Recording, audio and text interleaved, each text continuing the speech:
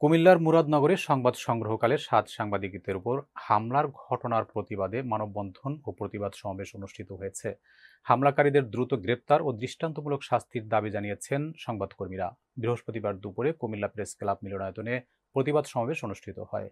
Press ক্লাবের সভাপতি কাজী এনামুল হক ফারুকের সভাপতিত্বে বক্তব্য রাখেন সাধারণ সম্পাদক জাহিদ হাসান, সাংগঠনিক সম্পাদক ইমতিয়াজ আহমেদ জিতু এবং বিভিন্ন প্রিন্ট, ইলেকট্রনিক ও অনলাইন মিডিয়ার সংবাদকর্মীরা।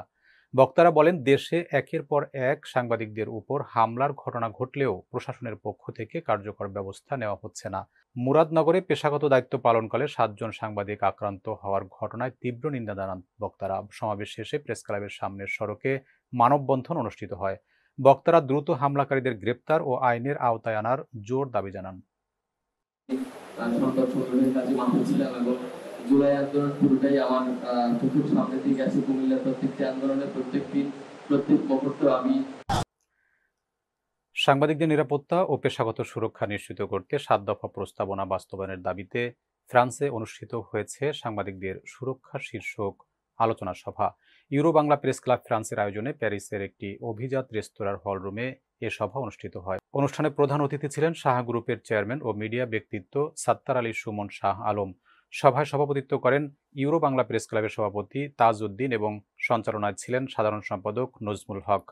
মূল প্রবন্ধ উপস্থাপন করেন সংগঠনের কেন্দ্রীয় সভাপতি তাইজুল ফয়েজ। বিশেষ অতিথি হিসেবে উপস্থিত ছিলেন বাংলা অটো ইকুলের পরিচালক হোসেন সালমান রহমান, মানবাধিকার নেতা সেলিম আহমদ ও জবরুল ইসলাম।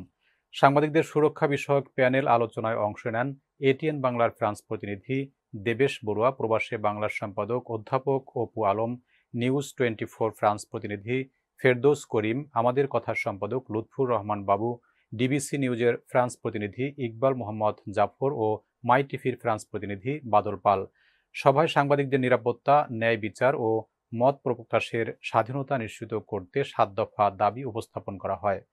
প্রস্তাবনাগুলোর মধ্যে ছিল একটি স্বাধীন ও কার্যকর সাংবাদিক সুরক্ষা আইন প্রণয়ন, সাংবাদিকদের উপর হামলা ও হয়রানির তাৎক্ষণিক তদন্ত ও বিচার, সাগর রুনি সহ সব সাংবাদিক হত্যাকাণ্ডের সুষ্ঠু তদন্ত, রিপোর্টিংয়ে রাজনৈতিক বা সরকারি হস্তক্ষেপ বন্ধ, মিথ্যা মামলা তদন্তের আগেই গ্রেপ্তার না করার নিয়ম চালু, শহরের বাইরেও মফস্বল ও প্রবাসী সাংবাদিকদের নিরাপত্তা নিশ্চিত এবং বাক স্বাধীনতা হরণকারী আইন না করার আহ্বান। আলোচনা সভায় বক্তারা বলেন, সাংবাদিকদের সুরক্ষা নিশ্চিত না হলে গণতন্ত্র ও ন্যায়ের পক্ষে শক্ত অবস্থান দুর্বল হয়ে পড়বে। প্রবাসী সাংবাদিকদেরও যেন পূর্ণ মর্যাদা ও নিরাপত্তা দেওয়া হয়, এমনটাই প্রত্যাশা জানান তারা।